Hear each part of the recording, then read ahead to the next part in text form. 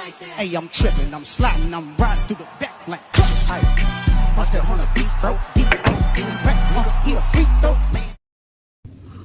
Hai, kembali lagi dengan saya. Assalamualaikum warahmatullahi wabarakatuh.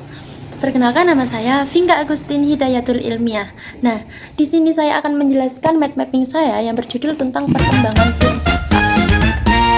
Kalian kelihatan kan di sini saya mencakup 5 poin, tapi saya akan sederhanakan untuk menjelaskan ke kalian semua.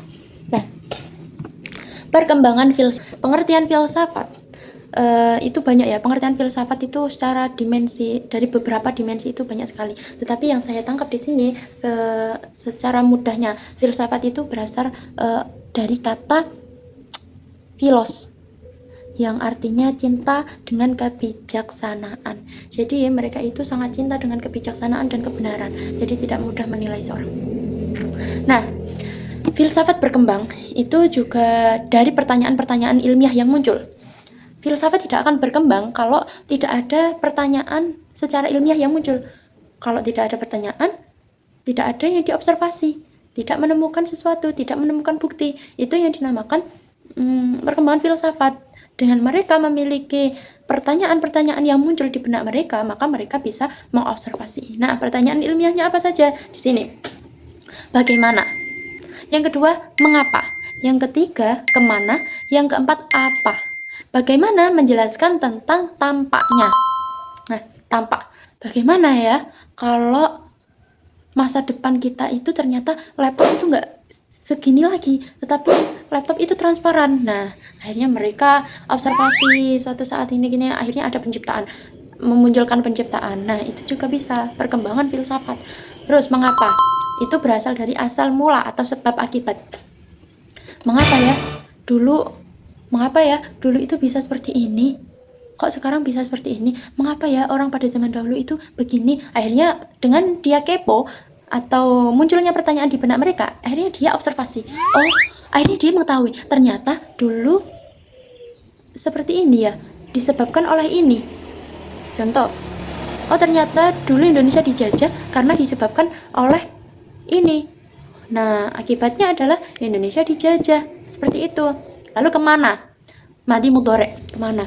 Kemana ya hewan-hewan yang dulu bagus-bagus? Kemana ya hewan dinosaurus? Kok sekarang nggak ada? Itu juga mempertanyakan madi, masa lalu atau masa sebelumnya, dan mempertanyakan mudhore, kemana?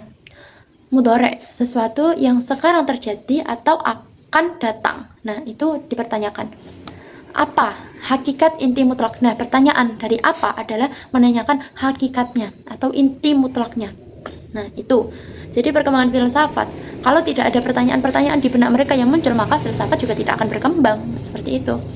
Hakikat berpikir, mereka berpikir atau orang-orang filsuf berpikir ini adalah secara radikal dan menyeluruh. Mereka mengupas seluruh kebenaran sampai menemukan titik kebenaran yang sesungguhnya.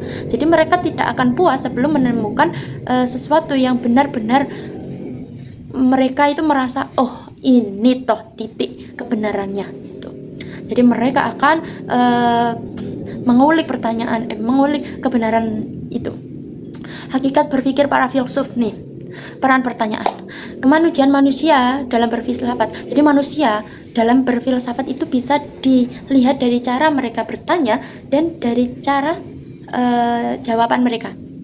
Jadi kalau jawabannya secara logis, pertanyaannya logis, itu juga bisa disebut orang filsuf. Mereka bertanya secara sangat logika, sehingga orang yang menjawab pun tidak bisa. Hah?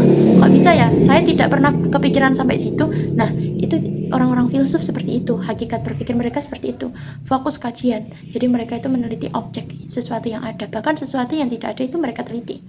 Perkembangan filsafat terus berkelanjutan untuk mencapai kesempurnaan dan melahirkan cabang-cabang baru dalam kajiannya. Jadi filsafat dari zaman dahulu, dari Plato, dari itu semuanya sampai turun ke sekarang. Bahkan di sekarang ada matkul yang namanya filsafat ilmu, filsafat pendidikan, ada sampai sekarang. Jadi menciptakan cabang-cabang baru ontologi yang meliputi ontologi, epistemologi, dan aksiologi. Nah, itulah perkembangan filsafat. Bisa kalian lihat nanti saya akan munculkan di video saya ya. Nah, ini. Tuh, ini ada pengertian filsafat, perkembangan filsafat. Nah, kalian cek sendiri ya. Baik, semoga apa yang saya jelaskan pada pagi hari ini semoga bermanfaat. Terima kasih. Wassalamualaikum warahmatullahi wabarakatuh.